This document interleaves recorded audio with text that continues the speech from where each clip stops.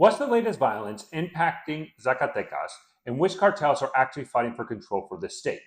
Simply put, there are two main cartels fighting for Zacatecas, one of them being Maito Flaco and the other one being CG&G, or the Jalisco New Generation Cartel. Maito Flaco, ever since he assumed control from his father, has really prioritized Zacatecas in his offensives against CG&G and appears to be gaining the upper hand in some areas. Although the front lines are pretty static, it does show that Maito Flaco is gaining more territory. And the violence has centered around Villanueva within the last couple of weeks. And videos from both CG&G and Maito Flaco tried to show that both cartels control the city.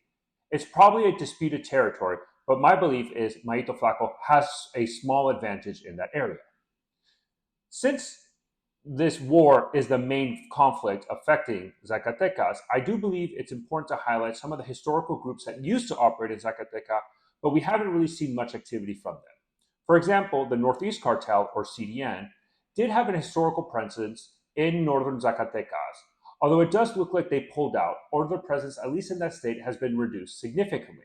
If you recall, there was a very violent video released by Operativo Texas years ago, showing how they would decapitate and dismember rivals in Zacatecas to show that they are very active there.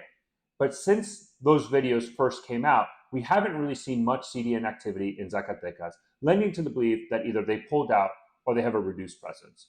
And lastly, we also seen a lot of groups that historically used to be in Zacatecas simply disappear, a key example of that being Los Talibanes.